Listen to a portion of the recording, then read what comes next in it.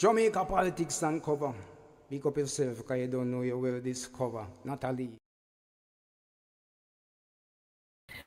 Hello, JPU family. Welcome to another episode of Jamaica Politics Uncovered. Tonight we have a special guest, guys. MP Aspirant Damion Young is going to join us. I hope everybody is doing well. Thank you for joining. Guys, please to hit the like button when you're coming and share the live with someone, let them know that we're on. So it's been an eventful day in the politics. I'm going to talk a little bit about that at the tail end of the program. Um, Damion Young is going to be the opponent of Michael Phillips. This is going to be their second time going up against each other. So make sure that you have your questions in the chat, guys, for Mr. Young. Good night, moderator. Good night, everybody in the chat. So, how are you guys doing? Wagwan. Want to see the protest what happened this morning out of Walaba? We're going to talk about that. To all the new subscribers, welcome. If you're joining this channel for the first time tonight and you have not subscribed, please do so. And make sure that you are on the like button and you are sharing the content with someone. So, yes, very eventful. Very eventful. And I have a comment to make to our friends over here, especially those who support the governing party, because one must never be arrogant or so sure of other people, even when you know that you can beat them. Okay, so let me just call up Mr. Young and we'll get started, guys. Welcome, everybody. Welcome.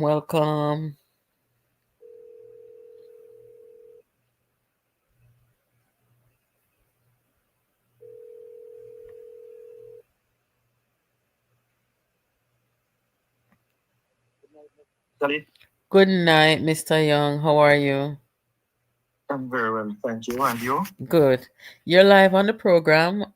Started on time tonight, and I'm gonna talk to you before I make the usual commentaries, so you get to, you know, be ahead of everybody else. So, Okay. yes, the audience is here, and you're welcome to Jamaica Politics Uncovered. Thank you very much, Natalie.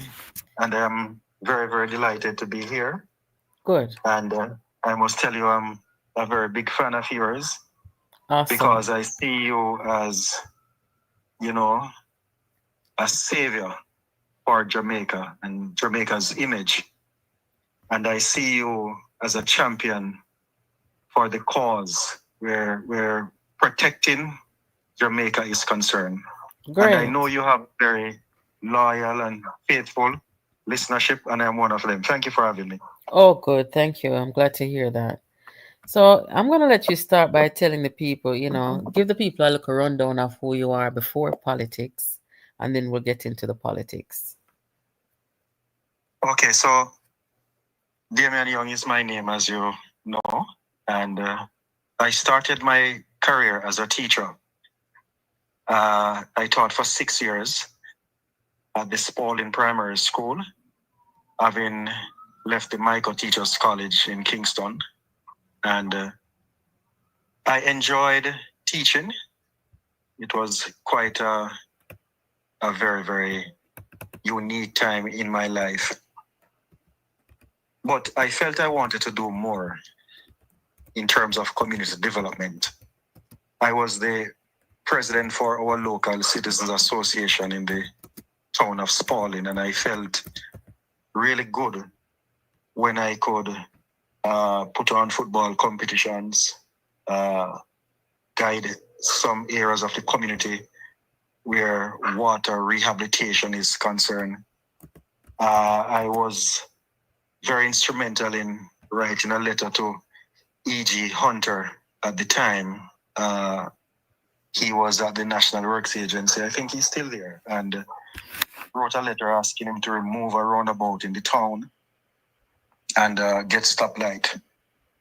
And I felt that I loved the community interaction. Mm-hmm. And I thought going to the SDC was a good place to continue, rolling out my community interest. But then sometimes after that idea came into my mind, I actually applied, but I was told I needed a first degree. So I applied for a first degree to start my training at the IUC in partnership with Sheffield University in UK. And whilst that was in training and I was still teaching, I saw a job opportunity with the Jamaica Social Investment Fund, and I went into that. And I was involved in community development programs across primarily inner city communities, such as Shelter Rock, Nollis, Tars Meadows, and also Buckner in Clarendon and Marchpen Road. And I was interacting with, so-called bad men who had social issues and challenges. But I was putting on programs and projects that could absorb and create some kind of transformation. For example, in the community called Buckner in Clarendon, it was a very troubled community in those 2000 and odd period of time. I think I started working in Buckner around 2006 on behalf of JSIF. And I was understanding community dynamics and, recognizing how certain lack of exposure and training and education and parental guidance can really cause youngsters' lives to take negative and detrimental turns. And so I was developing and designing programs and projects to engage these young people. Interestingly, when my involvement, my contract with JSIF came to an end, I started my own NGO, my own organization to continue reaching and impacting young people called the Central Jamaica Social Development Initiative. And through that organization, I continued doing what I really loved and more. I was beginning to engage farmers and looking at water harvesting projects, setting up greenhouses, and also continuing training with young people in entrepreneurship and different engagements like those. So interestingly, shortly after that, I also went on a Canadian-funded program called CARILED. And CARILED stands for Caribbean Local Economic Development Project. That was a very instrumental and interesting point in my life. Very transformational, because I was traveling to other countries, Canada, Caribbean islands, Trinidad, St. Lucia, elsewhere, looking at the implementation of local initiatives that could be transformed into money-making ventures for people. In particular, in Canada, they were big on those local economic development initiatives, and we were taken around to different provinces and areas and get a chance to see firsthand transformational projects that could benefit people and communities. So, I came back and I eventually that contract came to an end as well, and I decided that I've done enough government work and so forth, and wanted to do my own business. Started my own business, which is called Homegrown Produce, and was going on with that until the year 2000 came. And this was the year that I debuted into political service. Mm-hmm. And to put that in a nutshell, I throw my hat in the ring with certain kind of encouragement for the Northwest Manchester constituency. A friend of mine, Michael Stern, in fact, is the deputy leader for the Jamaica Labour Party, really encouraged me to give consideration. And, you know, having worked closely with persons like Mike Henry in Maypen, because Buckner falls in his constituency. Mm-hmm. I was observing his political service and learning a thing or two from him whilst I was serving his community. Also out in St. Catherine, I was working with Babs Grange. I was learning a thing or two from her, Andrew Wheatley out at Marchpen, you know. So I was observing and learning. I even learned from PNP people, because without, and I could call his name because he's a friend of mine, Richard Azan, over in Northwest Manchester, Northwest Clarendon at the time. Mm-hmm. Was seeing his work also, you know, and recognizing that political service is really community development, you know, and overall, the time came now when I threw my hat in the ring for Northwest Manchester, and I felt it was the right time to make that entrance, because I think in my own right, I've learned a lot and I've seen sufficient, and I understood to a great extent the underlying social challenges that our society was facing. So if I could now take you to the time in Northwest Manchester back in 2000. Mm-hmm. Why did you choose Northwest Manchester? So, interestingly, as I said, Michael Stern approached me and made the suggestion, because at the time, the candidate that was there, I think he did great service, and I believe they wanted to move on. His name, Omar Frith. Mm-hmm. And he and I met, and we discussed, you know, the situation with that seat. Mm. And so I accepted to go and see how I could be of service. But you were already familiar with the people of Manchester, right? Yes. Okay.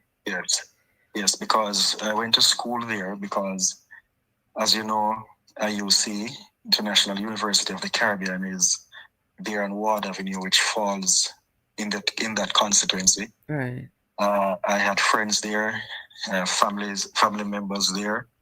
So I was fairly, but not totally, knowledgeable about the constituency. Okay. All right, take us into the politics. It was 3 weeks that I really got my feet wet in that seat. I just went in just a few weeks in August before the September 2020 general elections. Mm-hmm. And the people were very receptive and warm towards me. They took me around, and I had to make sure that I try as best as I could to understand the issues on a deeper level. Mm. And as best as I could, I attend as many functions and activities. But there wasn't much time to do much, really. I went around campaigning in that short period of time. Got to meet as many of the citizens as I could. And before you know it, it was elections. And as you know, I didn't make it that time. Mm-hmm. But I decided to remain. And it was a good thing in my view that I remained, because what it gave me was a chance to understand the constituency on a deeper level, to understand some of the possibilities, the potential, to understand what challenges the citizens were facing in their individual communities. And, you know, the people say to me, one of the greatest thing about my service is that I didn't leave, that I'm the first JLP candidate that come to them, Mm-hmm. face defeat, and remain with them. But when asked why did I remain in Northwest Manchester because I saw that the people were really taken for granted. They were being underserved. The people, they were not given opportunities that could lift them.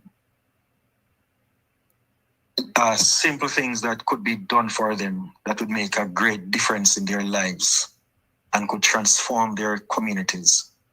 Things like those were really left and abandoned. For example, I saw where there was a factory constructed in the constituency, and it was done by the former MP Dean Peart.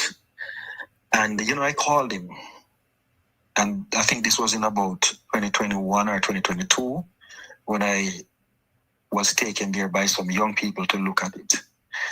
And when I saw that factory and recognized that it was stock filled with the latest equipment, I'm talking about juicers and osmosis machine, even a container that they retrofitted to be a part of the factory, and several other containers around, apparently to hold raw material or finished goods, and just a number of equipment and pieces lying around.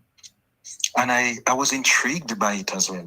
And I called Dean Peart and I said, why did you construct this factory here? And what he said remained with me. He said he built it so that it could transform the constituency economically. He said that to me. Mm-hmm. I was further discussing it with him about getting it opened. And he said that I should talk to the MP. And of course, I engaged the MP about it. But I'll come to his reaction. But the whole fact of the matter is, instantly I saw where that facility could be transformed. That facility could get basic facelift, debush it, get electricity connected, and get water there. And we could employ scores of young people. In fact, I started to even reach out to potential buyers of processed juice.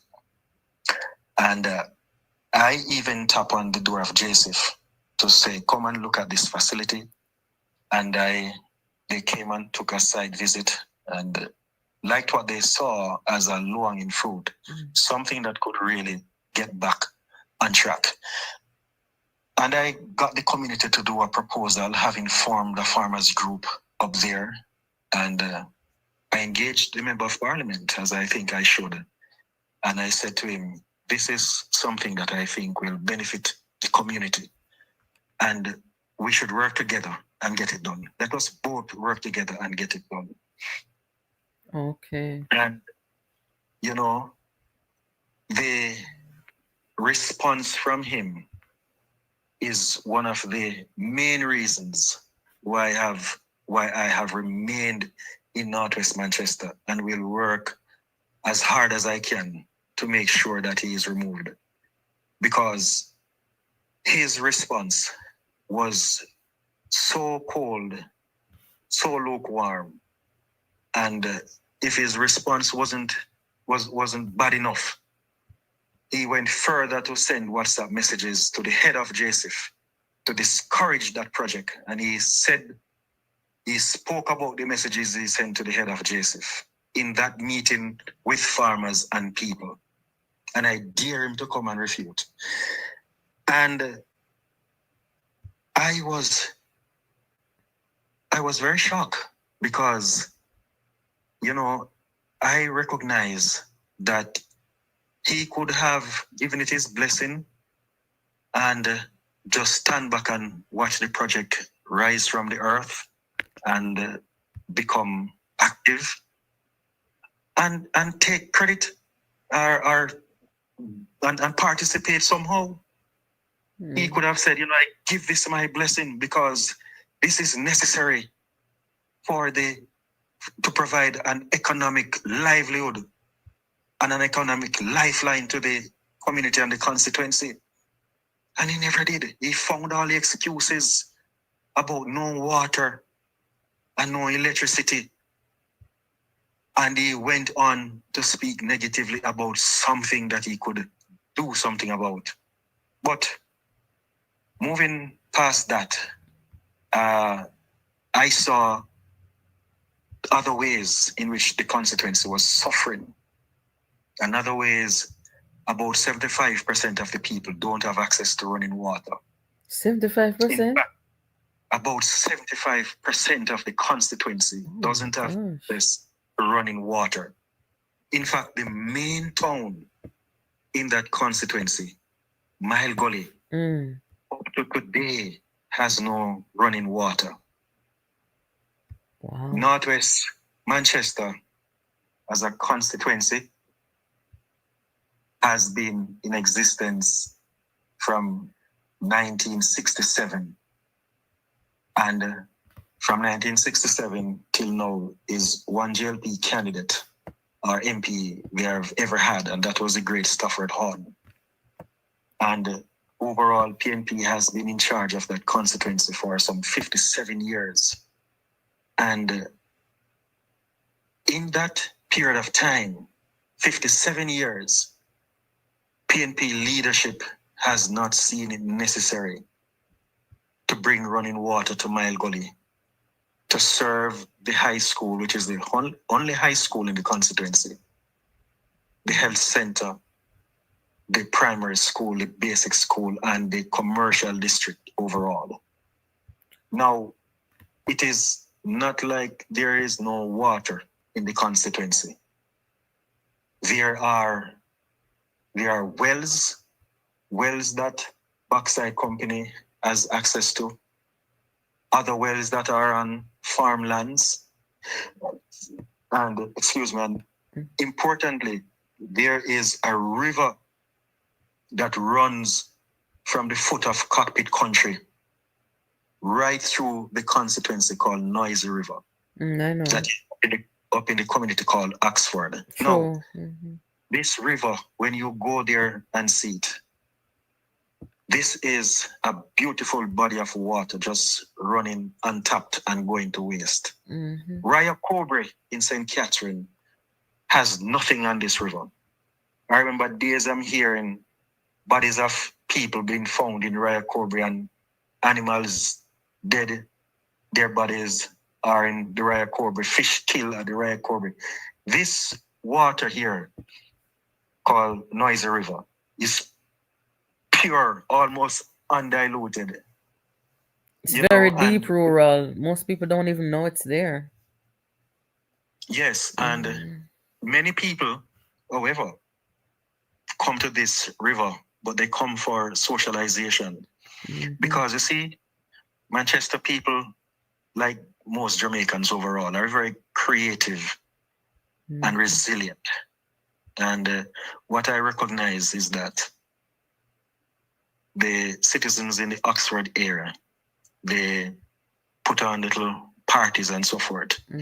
And you have other stakeholders who keep parties at the river. And there are times of the year, summer and Christmas, when you can hardly pass through to how the place is blocked with vehicles, with patrons. Mm-hmm. It carries a swing, it has a buzz, it has a vibe at that river. They keep a lot of social event there. But the fact of the matter is, whilst that is happening, the water could be harvested, portions of the water could be harvested and treated and be piped across the constituency for the citizens' use. This is a massive body of water that just flows through the constituency and go to waste. Mm-hmm. Now, that is another quote-unquote low-hanging fruit that I recognize that the citizens could be benefiting from. I look at the community centers around, and almost all the community centers are in various stage of disrepair and abandonment. I think it's only the Greenvale Community Center that I recognize they had a little studio at, and even that, nothing much happens there. I don't see where young people are being encouraged, to utilize their skills and bust somebody else out of Northwest Manchester. So even with that community center, there are instruments there and nothing happening there. And overall, as you go across, the community centers are just abandoned. In Clarkstown, it's abandoned. Race course, just evergreen, just about everywhere you go. New Green, Huntley, these community spaces are just left to decay. What about the crime? The crime. Do you think the crime is going down by now? Because I remember at one point there was a real problem in some of these, little districts across the constituency. With the crime going down nationally, I'm not sure if you're aware, how the crime is there. The crime in Northwest Manchester in particular, if you ask me about the parish overall, it's trending down in the parish significantly. Okay, good. And crime in Northwest Manchester now is almost next to nil. Okay. It is one of the most peaceful areas in the parish. Mm-hmm. Occasionally, there are some little things happening like in Greenvale, but to their credit, I believe the citizens have come a far way. I believe people recognize that, though there might be poverty, we don't have to live bad. Mm-hmm. I think the police have also done some good work over the years with the citizens, being responsive, coming through, putting in measures that can suppress crime activities. Mm-hmm. But to a great extent, I believe the citizens on their own volition have been working to protect their community and to also, get rid of that unnecessary stigma of crime. Mm-hmm. The churches here should also be credited. I know, for example, that the Pentecostal Church on Brumilla Road, First United Pentecostal Church, they keep a lot of street meeting in the Greenvale area. And there are other churches around that, try to serve the community. Mm-hmm. And so overall, there has been some success where that is concerned. That's wonderful. Well, look here, I'm going to play a video real quick on for the audience, because I'm sure you've probably seen this video over here before if you watch the channel, where you are baptizing some comrades. And it's so like, you believe in consensus. You'll work with just about anybody, and that's a good trait. But hold on just a second. Let me play the video. We're doing a baptism today in Mile Gully because this is the party that believes in building people.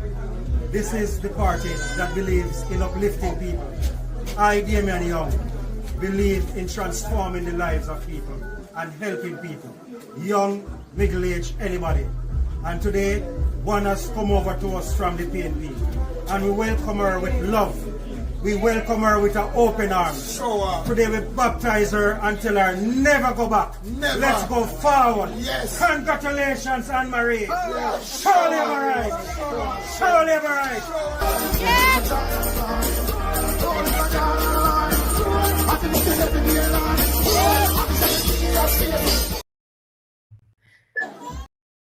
Tell us, where you are, what is the mood of the people? Because I would like to know at this point, what are the people saying, in terms of their choices or the representation that they've had? I heard you and what your observations are, but what are the people saying?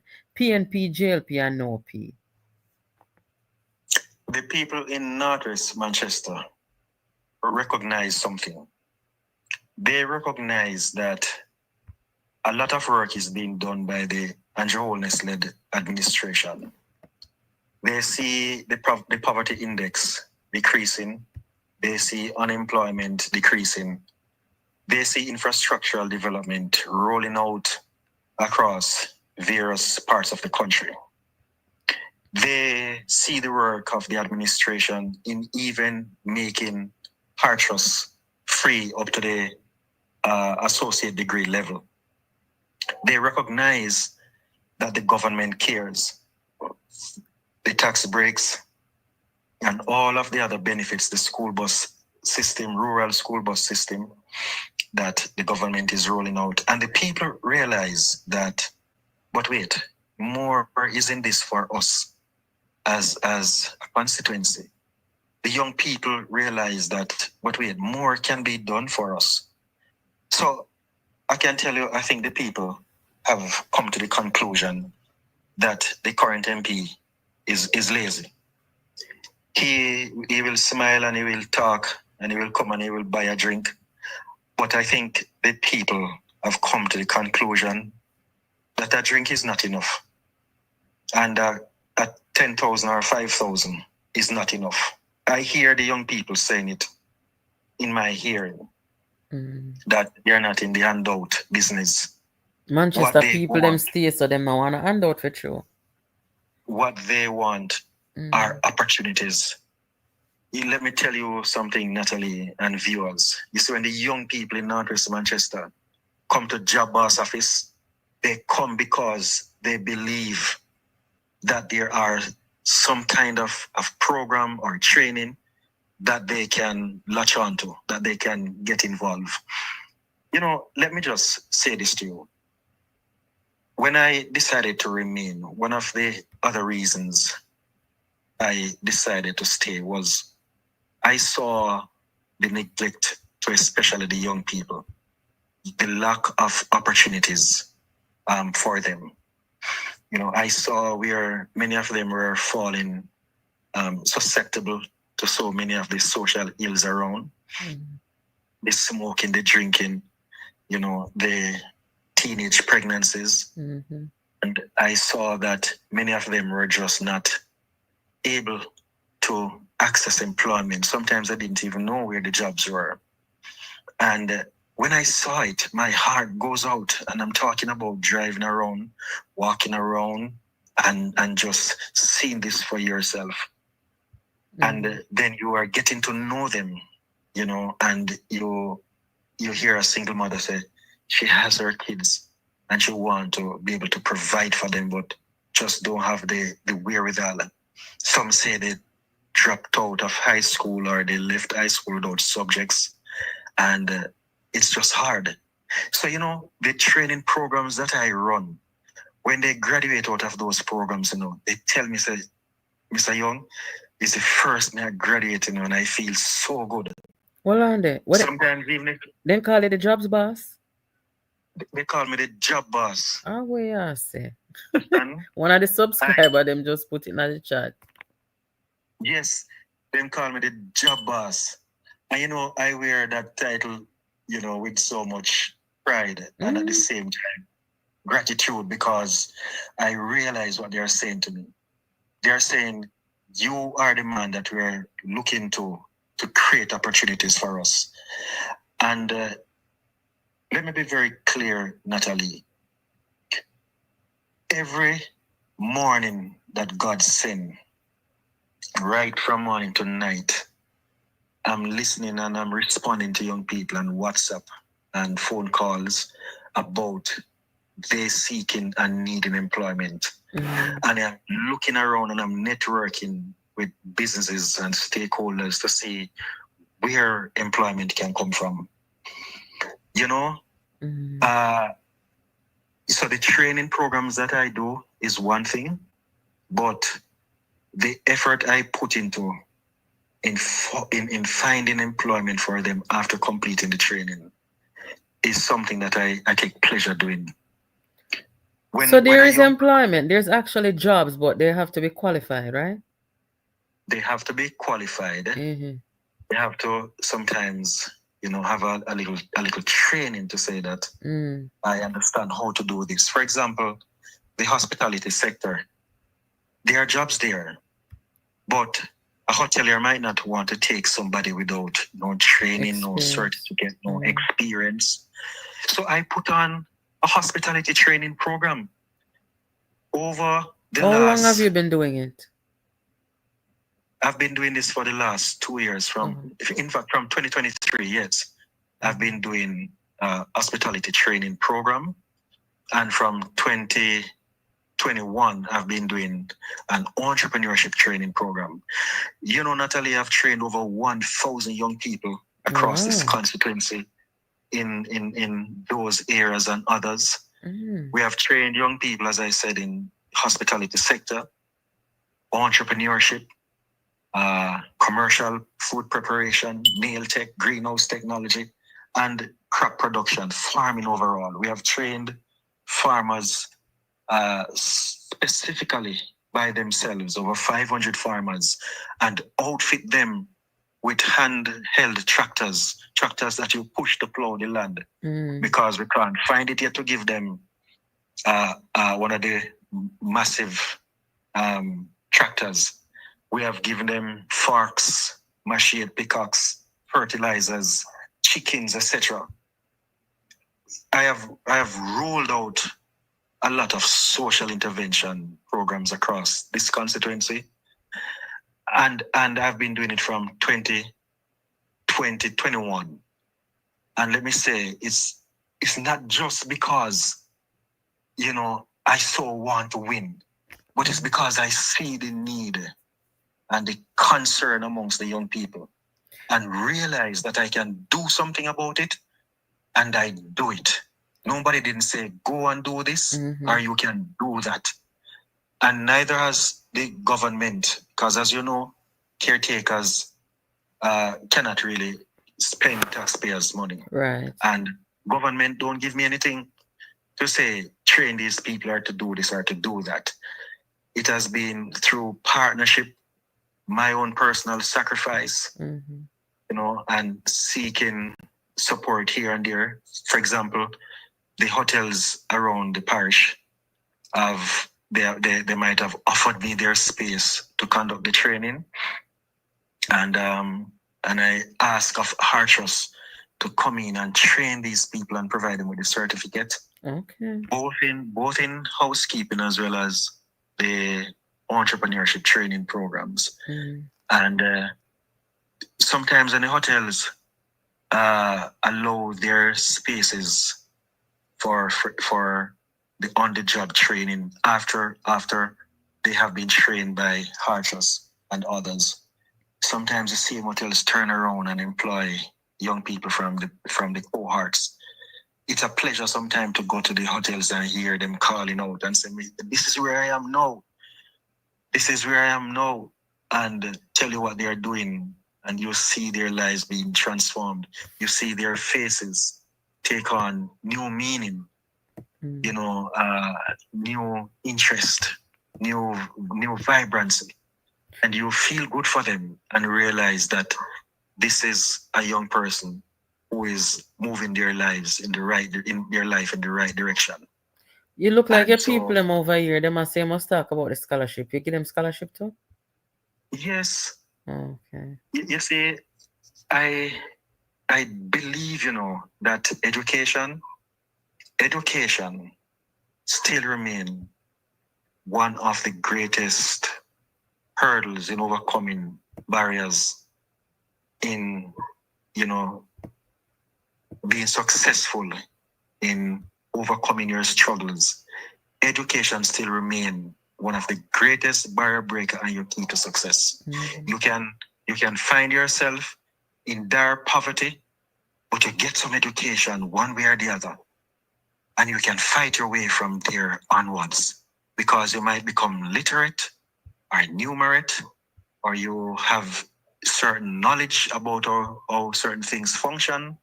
And so I believe it was Marcus Garvey who said, empty your wallet in your head and no one can take it away from you. And let me tell you, as I see the concern and hear the needs of some of our mothers in particular, who say, Mr. Young, my child finishing, for example, Mile Gully High School or whichever high school around the parish, but I don't know where I'm going to find it to send him or her to tertiary institution. I find a way to assist these young people with scholarships. I've offered over 50 scholarships to young people in this constituency. Really? To Church Teachers College, to Excelsior Community College. I have seen it fit to empower these young people so that their lives can be transformed for the better. Mm. This is an initiative I've taken on to myself, and I can say to you, the sitting member of parliament has never offered a scholarship to a young person in the constituency. Is that right? He might have given out some khakis and book vouchers. You see, it's what the government offers that he will offer. But the fact of the matter is, sometimes leadership require that you go above and beyond. Sometimes leadership require that you be innovative and creative. And I think that is one of my strongest traits that I bring to the constituency, to employ some level of out-of-the-box thinking. Okay, so let me ask you, you went in there in 3 weeks. In the last election, you went in there and within 3 weeks, you only lost by about 700 votes, right? Yes. So at this point in time, you've been in there working with the people, getting to know the people. Sounds like you've done some good work. How confident are you in victory when the election is called? Very confident. Northwest Manchester is like, boy, I'm going to use a bad example, and I hope the people forgive me. Northwest Manchester is like a woman who was, making love with a man, and the man never know what I do. But somehow she make a change in her life and take up one different man. And the man make good love to her, and not just that, but the man help her children. Oh, where you come from? The man help her cousin, the man help her auntie, and the man help her mother and her father. Northwest Manchester, I think, is tired of underperformance. And I'm very confident that, realizing that better can be done for them, Northwest Manchester now wants the change that will work. And that is my tagline, the change that will work. Northwest Manchester wants that. They need that. But wait, man, you sound like a good baby father, good stepfather. And mother too. With the godchildren I have over there. Oh my goodness. First me hear this. Me say, a man with me laugh the other day, Jesus. I was up a place named Acting Betty. And the man said, what? He said, man, if I was working up here, if it's hobby, it take me for work, me I go work, you make you win. But I'm not encouraging that at all. but I tell you this. I feel, I'm not going to say that I don't feel overconfident. I feel confident. I feel confident for 2 reasons. One, the people see my heart and realize that I mean them well. Like they keep hearing me say it, the reason I'm here is because of you. And I believe they know it and they understand and accept that that is so. They know I'm there for them. And I've demonstrated that by my actions consistently for the last 4.5 years. But equally important, the people realize what they are not getting. People are not fool no more, You can't come in 2 months or 3 months before an election and want to rough fix some roads and tell the people that you see I'm fixing the road, vote for me. The people are not fooled nor bamboozled by that anymore, I have that confidence. I hear them talk, and I am a Jamaican citizen, and I know nobody could fool me with that. And I'm no more smarter than the average Jamaican. I think we all understand what proper service and leadership is about. For example, I see a member of parliament go to a community known as Epping Forest.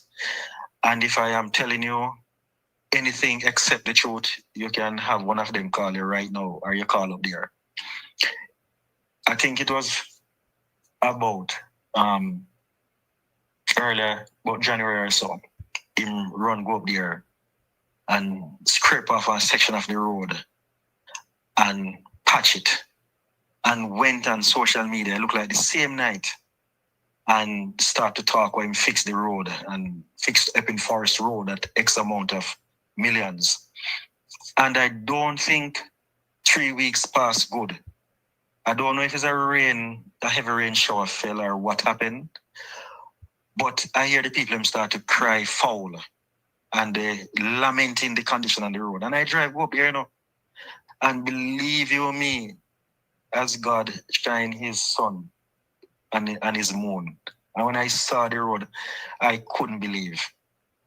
I have to put out a video myself and say, look here, this man needs to be, audited, checked, because this man don't know how to fix a road or supervise a road or determine when a road is done properly. So what happened? The whole surface of the road, and I'm talking one little section out of what seems to be about 4 or 5 kilometers of roadway, it looked like he patched a quarter of a kilometer and claimed that he fixed the road. And that little quarter that he patched was eroded in no time. So a lady was walking, and out of apparent anger and frustration, the lady was saying, see the road here, where Michael Phillips fixed, see the road here.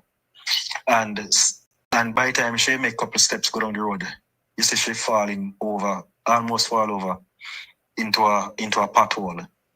The road was made worse than when he repaired it. When time you have some people and they just don't care, and you can see that they don't care. That is how he left it. It's like somebody who doing something but just don't care. And I don't know if he thought that the people weren't going to be observant enough. But he left it same way. You know, fix her now? No. And he had the temerity and the brazenness to go on social media and say he fixed the road. But it won't fix same way. And he won't fix same way. And that is how he pitch patch all the constituency. You see all this road leading from Mile Gully straight through places like Comfort Hall to Balaclava. In fact, that road is like the main road through the constituency. You see, if I was MP, I would have to make sure I fix that road first. And I would have to make sure I maintain that road. That road and the Hatfield Road from Mandeville to Hatfield go through Lincoln and Huntley and then place them on Prospect. That road through Mile Gully and that one from Hatfield would have to be given significant priority because they are heavily traversed and they are traversed daily by taximen and citizens going to work and children. And when you leave those roads riddled with potholes, what you're saying is that you either don't understand development or you don't understand the need for good quality roads so people can go about their lawful business. And in a sense, what you're doing, you're underserving. And anywhere in Jamaica that take place, it's wrong. You don't underserve people, man. It's the same quality road where you want to drive on. If you go to your house in Norbrook or wherever you live, you must make sure the country people have the same quality road. You know, I think sometimes when representatives don't live close to or within their constituency, was a problem because it's as if they can't get to understand the issues and empathize and feel it for the people the way our people are feeling it, you know. And so that is why there's no rush to open the juice factory. That is why there's no rush to fix the roads. That is why there's no rush to improve internet connectivity. That is why there's no rush to lobby for a new Mile Gully High School. That is why there's no rush to expand the little clinic to a Type C hospital. That is why there's no rush to harvest water and treat it and pipe it across the constituency.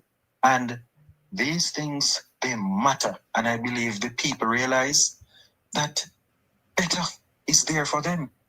And the choice is going to be theirs. But I believe they already made the choice. And one of the evidence I have of that, every week, every Wednesday that God send, my office is full. Natalie and listeners, I kid you not, every Wednesday, the people turn up to see me, to reason with me, to tell me their concerns. Sometimes he must say, a farmer card me, I give him a custom on social media.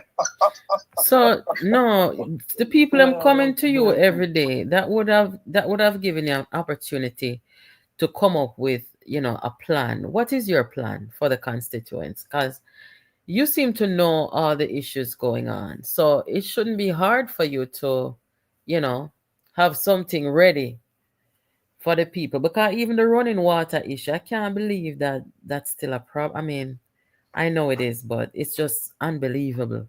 75% of people don't have running water in a parish that has water abundantly.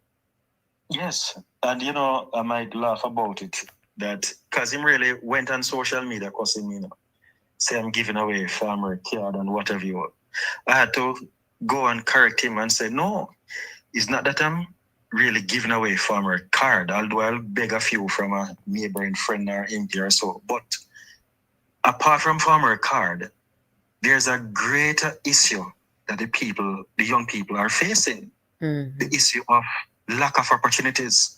And so what I'm doing here, I am enrolling them into one out of 6 or 7 training opportunities so they can lift their own lives from poverty to prosperity, so they can transform their own lives. And they're not looking any handout. They come because they're asking about opportunities. And so you ask me the question, what is my plan? What's my vision for the transformation of Northwest Manchester? Yes. And everything that you hear me tell you a while ago that is not being done is what I intend to do. Okay. One of the projects that I am most proud of its conceptualization, and I can't wait for the people to give me a chance to roll this project out, is to construct a food processing plant on the Grove Place farm lands. Grove Place farm is a parcel of land, I think it's nearly 800 acres. Wow. That is close by the town of Mile Gully. There used to be the rearing of cows and the breeding of cattle over there, and also they used to sell plants and so forth because they had a nursery. Things have boiled down next to little. I think there are some private individuals who are doing some work over there, and that's okay. But they are not occupying a significant amount of this nearly 800 acres of land. And I'm saying this land, parts of it can be developed for a food processing plant. Because, Natalie, let me tell you something. You ever see sweet potato grow in abundance? I'm not even talking Irish potato, like sweet potato. You need to come to Northwest Manchester. Really? Sweet potato beer in abundance. The only other thing I see grow in great abundance like sweet potato is a tree crop named pear. Right? And I'm telling you that the sweet potatoes that are being harvested there, whilst there are higglers who come and buy and middlemen who come and buy and sell to supermarkets and so forth, a lot more can be done for farmers and for food security in our country. And one of the vision that we have is to construct this food processing plant so we can grind the sweet potato into potato flour and create sweet potato wedges and chips. You know how sweet potato chips nice, Yeah, nicer man. than the regular fries. And we can do that and vacuum seal it and, make sure that we observe all the standards from the Bureau of Standards and the Health Department and obtain the necessary license so we can export some of this and also have it to feed our people. Because when you process it like that, it will last longer. Yeah. And farmers can begin to make more money, a lot more money from the crops, from the potato. And not just sweet potato, but also Irish potato. When did the sweet potato become a thing, though? When I was growing up in Manchester, it was always the Irish potato. My dad was even an Irish potato farmer at one point. So this sounds like something new. Yes, the sweet potato, whilst it has, always been there, but I think in the last 10 to 15 years, there has been a discovery about the richness and the value of sweet potato. Gotcha. Okay. The nutrients that it possesses. And other persons have researched and recognized that they can transform it into flour. And there's literature around about that. And recently, I tasted sweet potato chips from a hotel right here in Mandeville. And it was something to behold. And so, if we're living in the heart of sweet potato production, why not do more with it? Why not value add it and preserve it and let it be a great thing? So, Northwest Manchester, in my mind, is the sweet potato capital of Jamaica. And Northwest Manchester should be putting out a sweet potato product that should become popular and well consumed and sought after. And there is a plan to do that. We're learning something new tonight. In addition to that, mangoes are growing almost everywhere in the parish and in the constituency now. And so I want to speak to you about the juice factory of Huntley. That will be one of the projects that I'll take on in my first 100 days in office.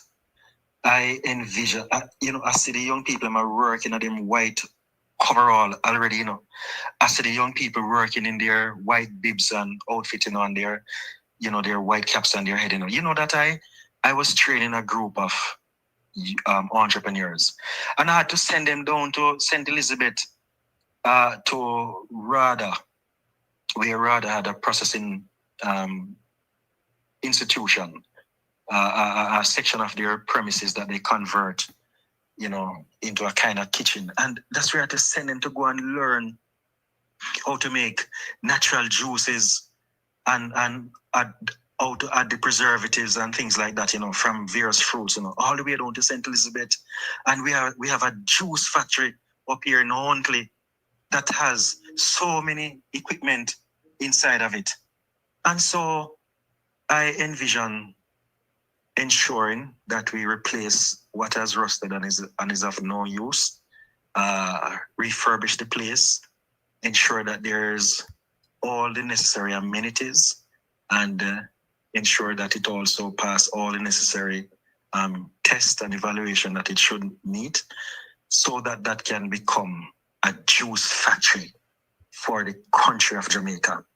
So that you see all those mangoes going to waste in places like Spice Grove in the constituency, and Comfort Hall, and Epping Forest, and all over. You see all those pears that are falling off the trees, and many times people have them as stone dog. Mhm. All those pears can replace some of what I see coming from Mexico, replace some of what is coming from Mexico and elsewhere, and be the pear that is preferred by people in Jamaica and also in the diaspora. So what I'm saying is that factory can be reactivated so that we can process juices from mangoes and plums and carrots, because the MP before really envisioned it to be a carrot factory, but it can do more than just carrot. So that that one of the interesting things, he distributed a number of trees to the citizens, so that they could grow these various fruits and then reap the fruits, like the mangoes and the oranges and what have you, and sell back to the factory, So I'm telling you that if this MP was looking out of his good eye, was looking at what can be done, to solve the crisis and the challenge in the constituency, he would have just unearthed that, or just ensure that it continues and open the factory, man, and make people get work. Okay? So when I come on the scene, I would give enough just send young people go down to St. Elizabeth to learn how to make juices. They could come there and get to do a little studying and so forth. So that factory is one of the main priorities that I have on my agenda. And equally important is the whole idea of water. It's modern days, and people want running water to shower and to wash their dishes and so forth. My goodness, man. As I said to you before, there is an abundance of water flowing right in the heart of the constituency that can be tapped into, that can be harvested and treated.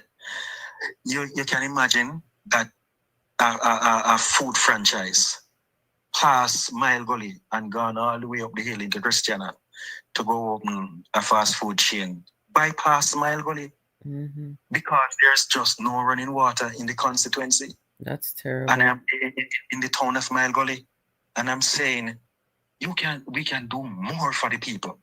And I intend to clearly work with the engineers and the Ministry of Water through Minister Matthew Samuda. We have already engaged him. We have brought this to his attention. We are excited about it. We have caused him to understand that there is water flowing through the constituency, and the people need not be deprived for much longer. So water is one of the third issues that we intend to deal with. Alongside that, there is a health center in Mile Gully, and we believe that this health center sits on several acres of land, and it can be transformed into a Type C hospital. For example, mothers coming from Octim Betty or Oxford or Coit Park or Comfort Hall, and they're in a rush to deliver, they can be taken to this hospital. Or if we have sick people, they can be treated and be dealt with at a hospital in Mile Gully, rather than they have to go up to Mandeville, which is sometimes crowded. So this Type C hospital could take a lot of pressure off the regional hospital. Okay. So, but one of the projects that I believe the constituency is yearning for is for a new high school in Mile Gully. Can you imagine that a high school was built to accommodate the school? It was built to accommodate 200 children, and it now holds 500 children. What year was it built? I'm not entirely sure which year the high school was built, but I understand from the citizens that the high school was really supposed to be the primary school. No. And where the primary school is now was supposed to have been a training facility. And my gosh, I would have loved to get my hands on that training facility to help these young people. So it's just the one high school? It's just the one high school in the constituency, though the children can access high schools elsewhere. And so the community now need an expanded and upgraded high school. They need a new high school. And lands have been identified for that high school for quite a while now. In fact, it wasn't supposed to be that they continue for so long at the current location. The school should have been built a long time. But as I said in one of my posts, without vision, the people perish. The absence of vision will cause the people to suffer.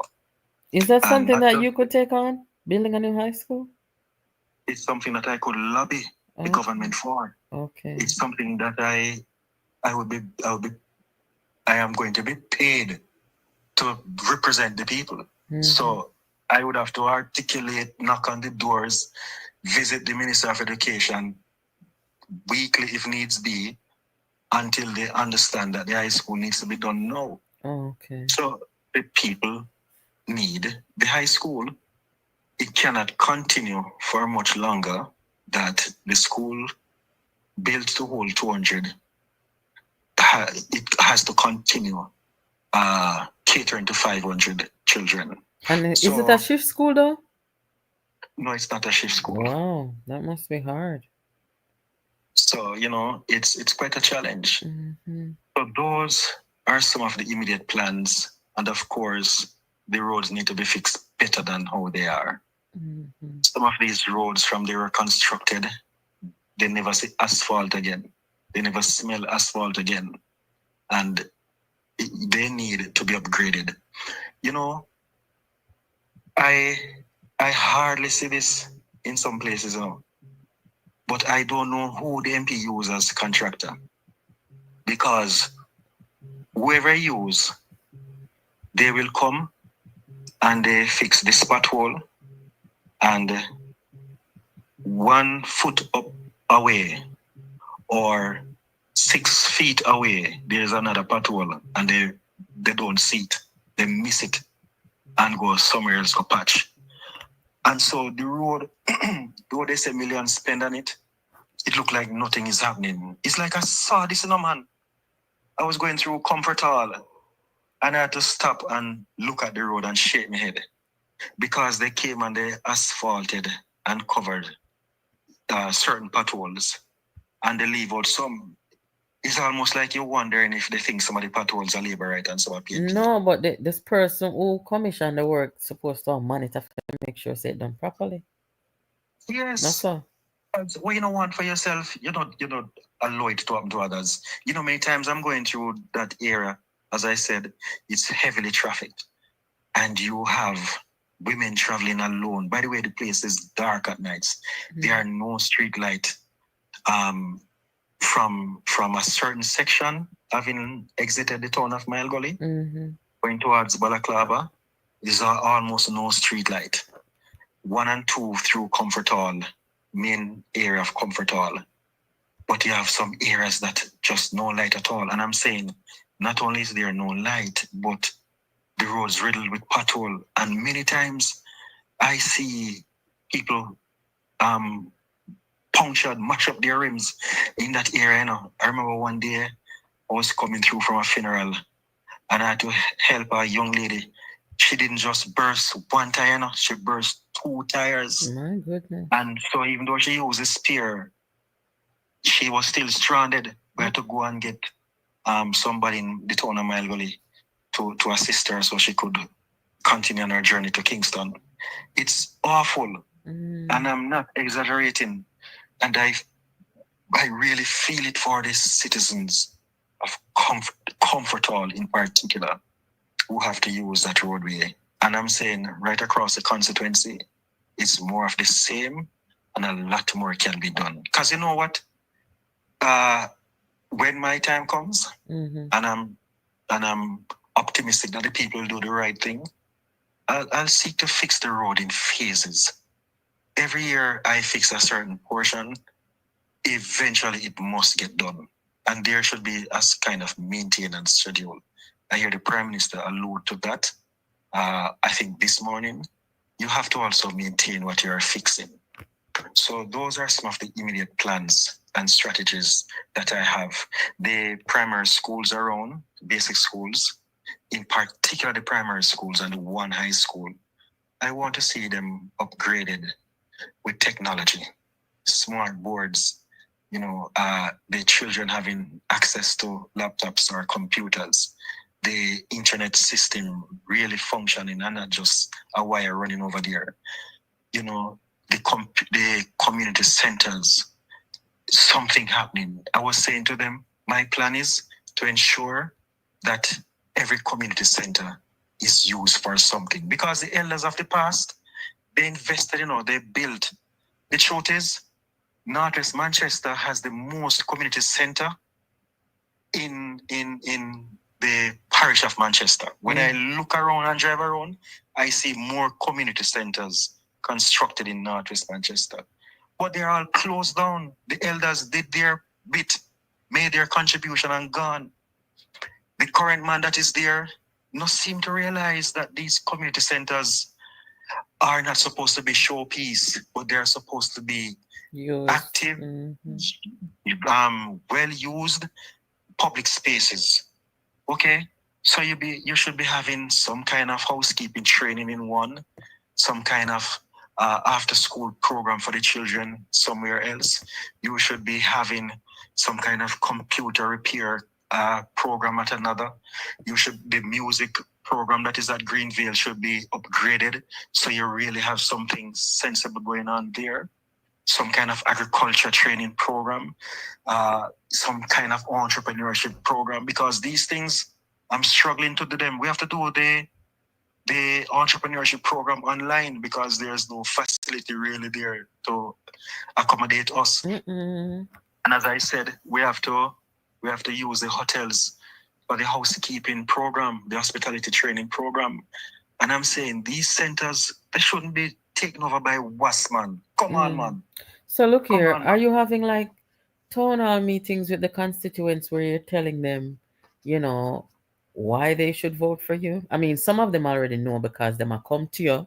You say they might come to the office when you're there. So some of them probably already say, yeah, try to help or whatever. But are you talking to the people about, what your 10-point plan is and what they can expect from you as a representative? Yes. So I do that. Even yesterday, I was in a place called Evergreen, and the citizens here was coming out, and they came and we spoke. I told them about my plans for their neck of the woods and the constituency overall. So I do have those kind of meetings from time to time. Okay. And I want to increase that. And sometimes the traveling is quite it's taxing. And so I also try to use social media to reach some of them. But yes, we do have the meeting. Sometimes it's under a tree. We were over in Kendall and we're talking to them and we're explaining the situation. And they realize it after so many years.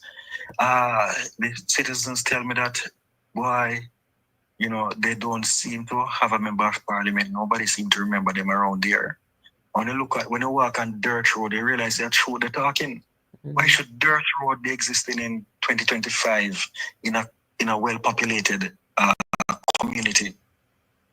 Sometimes I go to places and they say, boy, it's the first I see a political representative come around here now. Yes. And I, up in our prominent area call Film Drive when the man say, first I see a political representative come here, so I shot. So I'm saying the people will have a decision to make, and they know good from bad. They know what should be in their best interest. And I believe that there is no reasonable power that is going to allow for another 5 years of PNP leadership in Northwest Manchester. Okay. In fact, I'm convinced that no money spending, no amount of money going nefariously into the hands of anybody will make them vote otherwise than the Jamaica Labour Party in the majority. And if I could get a chance from you to appeal to the people, I would love to make an appeal, but I don't want to rush a program. No, man, say what you have to say. Because I would appeal to the people, young and old, and say to them, look here, you see, any money that comes to you is your taxpayers' money that should have been used for some other reason. For example, maybe to fix a road. Any money that comes to you, take it and vote Jamaica Labour Party. Okay? Let people understand that your dignity and your respect cannot be bought. Let people realize that you're not cattle or goats, and you cannot be bought nor sold. It's a disrespect. It's dehumanizing for anybody to approach you to buy your vote and to buy you out. Take anything they're giving you and vote for the Jamaica Labour Party, because what you need as a constituency is sustainable and long-term development. It's not a one-night dinner like a one-night stand. What you need is a long-lasting relationship that will allow for your children to be taken care of, will allow for your community to be upgraded and improved. What you want is sustainable development and real transformation. And remember that Damion Job Boss Young is a change that will work for you. Okay. That's what I would. Well, thank you very much. So, what are you gonna do with the label then get? Then say a jobs boss. So you're not gonna print a T-shirt with a jobs boss. Are you afraid to walk with a T-shirt like that? Then the funny shirt, them Natalie. Oh, me never see. I need to send you one. I need the funny cap, them man. Okay, Yes. I didn't see it. They no Karen never tell You me. want me give you a joke? Mm-hmm. I never seen nothing like this yet. Say I have two kind of caps. The caps just with the regular Young, my last name on it, and the cap with Job Boss. I say the people love the Job Boss cap more than the regular cap, I mean, I'll love the Job Boss cap more than the regular cap as well. Okay. Well, Karen, I think Karen says she'll come look for you again. So when she come back down the gear one, forgive me. Yes, I had to go print some more Job Boss cap because they run out. I'm telling the truth, man. The people love it. I say, Natalie, I needed to know, Job Boss is not just a title. It's not just a moniker.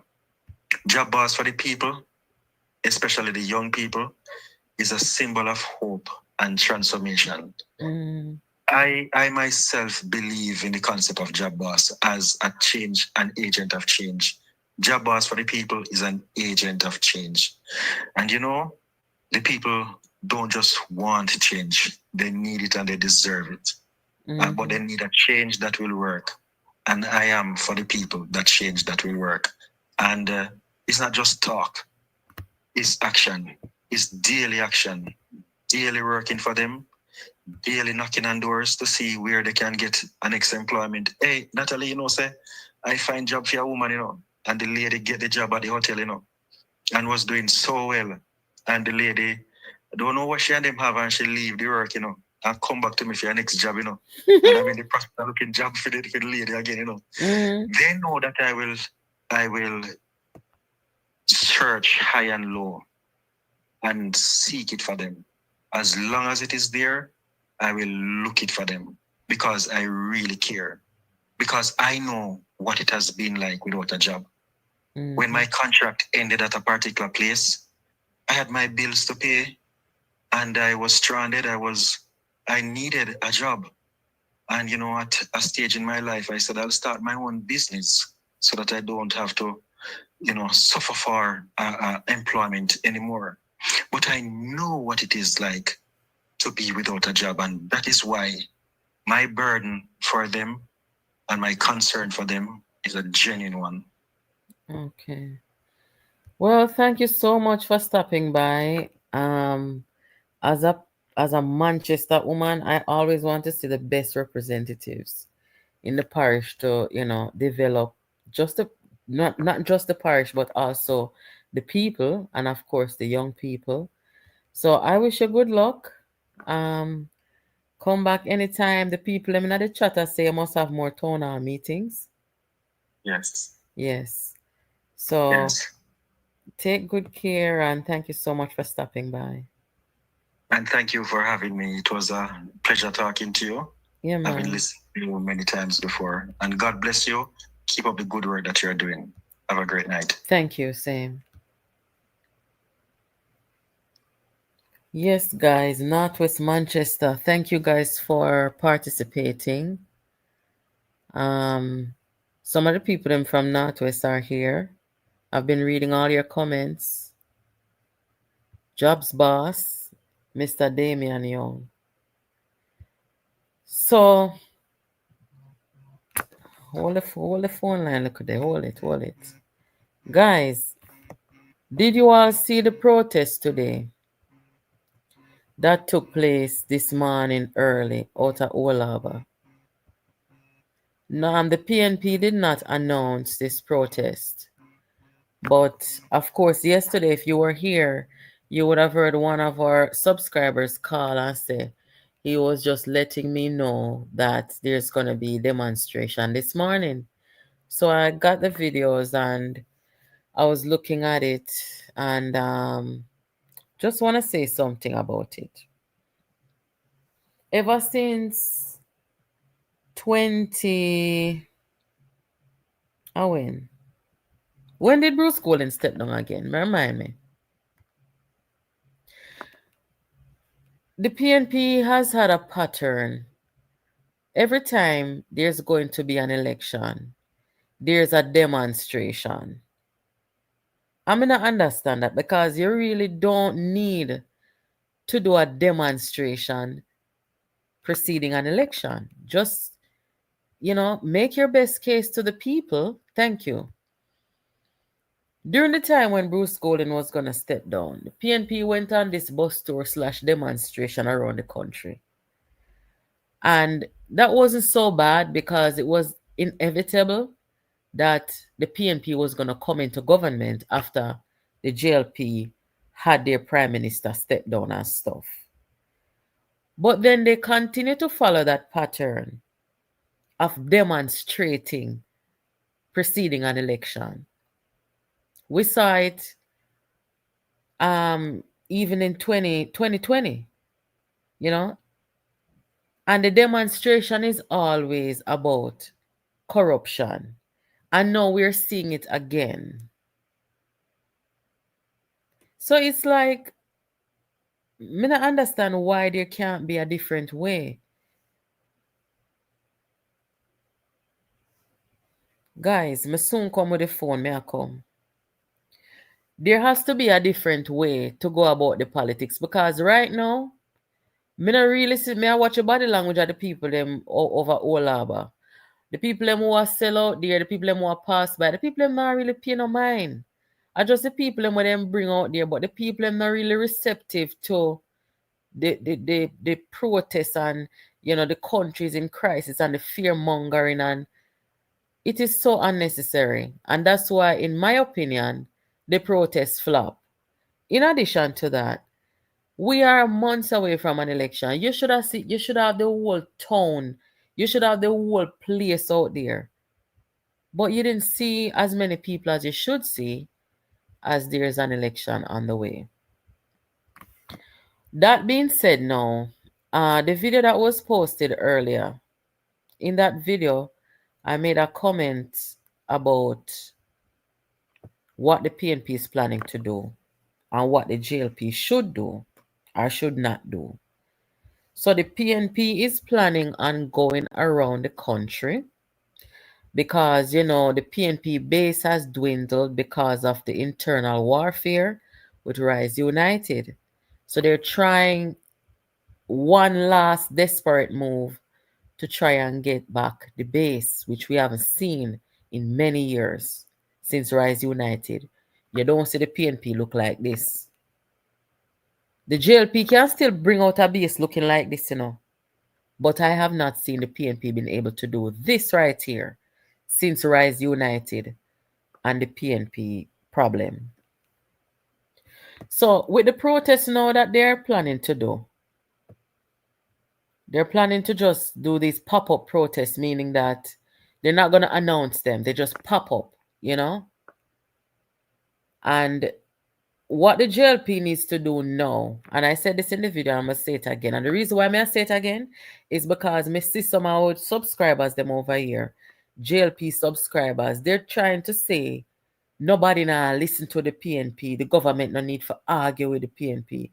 And I think that is such a dangerous and also a silly thing to do. You cannot have a group of people going around the country, fear-mongering the people, telling the citizens that the sky is falling down, nothing now go so, and don't expect, say, at some point in time along the way, you're going to have people who are starting to believe this. If you don't have people out there in a space a protest to or a demonstrate to with the right message and the true message, which is the crime is going down, no new taxes, all these things. The JLP people, them, supporters, them, or even the party hierarchy, because the PNP party hierarchy, them organize these protests. So the JLP need to have for them people out there showing up at these protests, not to be confrontational, but like I said, to inform the people, because the PNP, what they are doing, they think that they're informing, they might give people them information, whether true information or lie, whether a right information or wrong, that is what they are doing.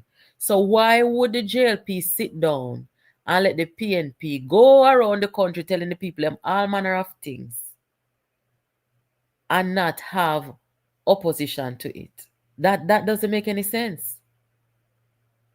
So the people that are coming at the chat today on the video I say the government in an argument with them and nobody not pay them no mind and rare. No do that. Don't underestimate your opponent. No matter how weak you think they are. Until the competition is over, then you can be arrogant. But you have some people that are so gullible and some people where anything them hear or anything they read, they might believe it. So in my opinion, if I were the leader of the government or the general secretary or any organizer, anywhere the PNP them they are protest right now with the fear mongering and the lie when me hear bunting them out there tell, I would have 100 or more people out there holding up signs saying what the truth is. That's what I would do. And I guarantee you, the PNP only keep one more demonstration after they say that. You know what they may do? They may come complain, say the government put confrontation upon them, and they would make it seem like, you know, somebody's trying to start some conflict or some war. I don't believe in you know, political violence, but right now with this information where them going around fear mongering, I want to know Bunting still. Bunting are the king of fear mongering and alarmist behavior, you know. So that is their strategy, and them is gonna go them was in where them did already up at the finance ministry. A finance ministry me there. Olaba, them going to go some other places. Me never call out the place them name yet because I don't really want to start anything. But that is what I think the Jamaica Labour Party should do. Give the people information. That's all it is. So, make we go down Manchester. Maybe want to upload one video and show you. The person who is going to replace Audley Shaw. the lady who going to replace Alisha. I didn't want to hear what she has to say. And I want to know what you guys think about the former ambassador to the US, Miss Audrey Marks. She's going to be replacing Alisha. While I upload this video, I'm going to be reading your comments. Tell me what you think in the comments. Do you think that she's a good fit, guys? Or she's a good replacement, or would she do a better job?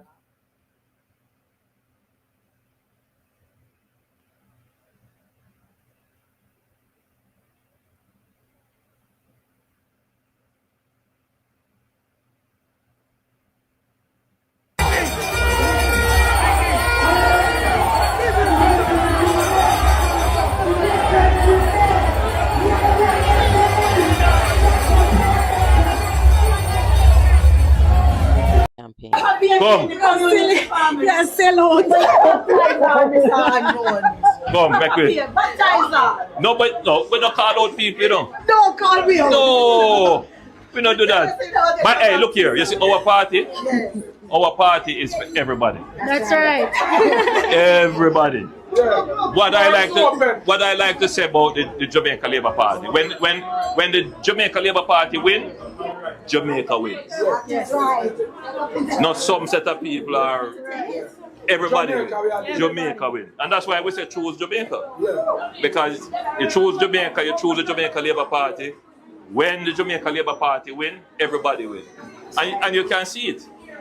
A lot of people are winning in life every single day. Blessings. Okay.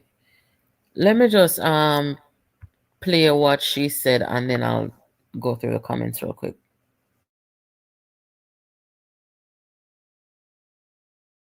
Ambassador, you just had your first official meeting here in Northeast Manchester. What was the feeling like speaking with supporters of JLP, more specifically those who are at the head of the constituency? Oh, this was very gratifying, just to see the openness. They spoke about their concerns, but more importantly, they expressed the optimism of us working together in the future, and they accepted the fact that I'm here to serve, and they have welcomed me into the constituency, and I'm deeply grateful for that. All right. Yeah. How do you feel now in terms of going forward with this election? It's the third term that the JLP is seeking. Yes. So how do you feel about your chances right now? Well, you know, I feel very strongly that the JLP, as the government, the Jamaica Labour Party government, has been doing a tremendous job. They have laid a foundation for our economic growth, and for a long time we have struggled with that. And I would like to see, and I want to contribute to getting that third term so that we can finish this job. Because it's my dream and my desire that my children will have a future here in Jamaica, and I can clearly see all the foundational things that we need to do. You know, the debt to GDP, the infrastructure development that we have done. So I'm excited, I'm enthused, I'm ready to work, and as I said, very grateful that the delegates here today have been so accepting, and they are willing to share, and I'm looking forward to working with them. It was very important that Mr. Miller and Mr. Mikulski, they were involved in the decision about me becoming the candidate, because they were here before, they had expressed their interest, and so we you know, it's just maximum respect, because as you know, when someone have their own aspirations, things could go very different. So I am pleased at the generosity of spirit and the lack of selfishness, and looking ahead to the betterment of Jamaica, and choosing to work with their party above their personal interest. As the potential candidate, Ms. Ambassador was warmly received. In fact, she was more than warmly received. So it was very well received. In fact, I was impressed with the reception And the energy in the constituency, as most of them said when they conclude their own presentation, is that we're ready. They are ready. They are We ready. mentioned it by division. Craighead, Christiana, and Wallace says that we are ready. When last have you spoken to Mr. Shah? And I spoke to him over the weekend. And he's aware of Yes, man. Of course, man. He's in full support. Very, very much aware. It is one team going forward. Right. And we're going to ensure that the people of Northeast Manchester continue to get quality representation that they are accustomed to. Yes, guys. So it sounds like there's no problem for the delegates and the people there. Someone today told me that them trust Dr. Chang's decision because look what him do with the crime. That is something that I'm not going to argue with still. But, I think what happened is Andrew Holness, him have a certain confidence in our women. I think he tried it before, where he put a bunch of women up against the PNP in the last election, and the women prevailed. So I think him develop a certain confidence in women. I don't know. Me hear people on the chat say too late.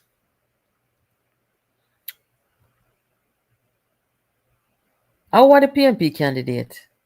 Because I don't know right now.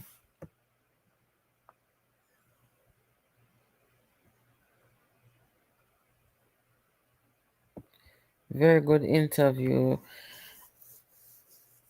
by Audrey. Also, that's been a JLP seat for a very long time. From a little girl, decades.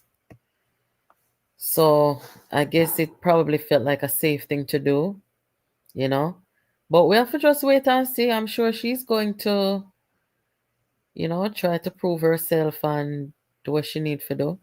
I'm very familiar with this constituency. That's the constituency I was born in. So we'll see what happens. Let me see.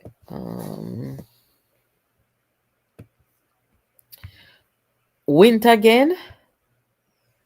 Okay.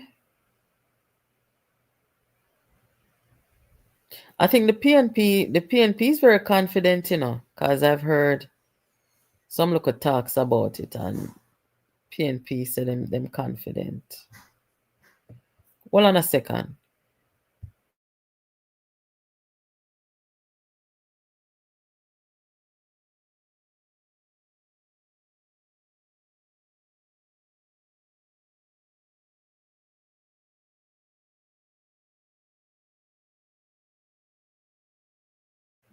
Yeah, sorry about that, guys. Yeah, Val Wint run a few times there. This is one that we'll be watching very closely, yes, because this would be a historic kind of thing because the JLP held the seat for so long.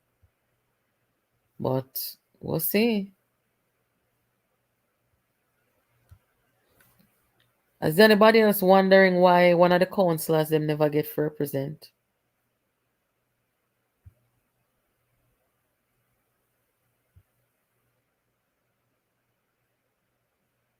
Somebody say word on the street is him not have the financial backing.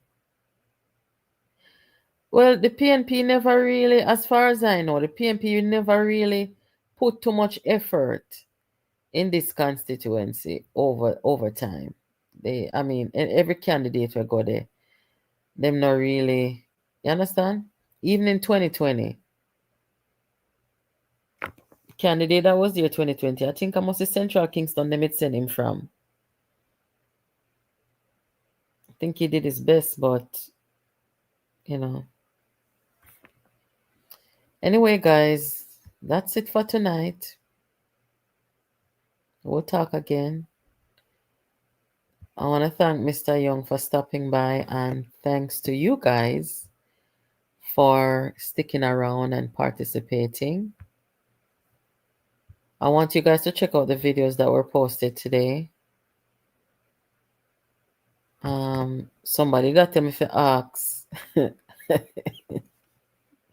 This man has a way with words. If you ask Mr. Young if you have him birth paper, but we're not gonna go there. Anyway, Mr. Young say,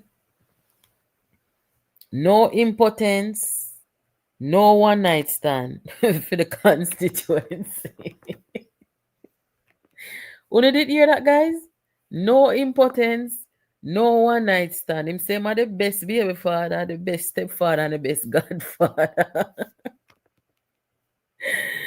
Oh my gosh, that was funny. And I was trying so hard not to laugh. But anyway, guys, good night. We'll catch up. Take care.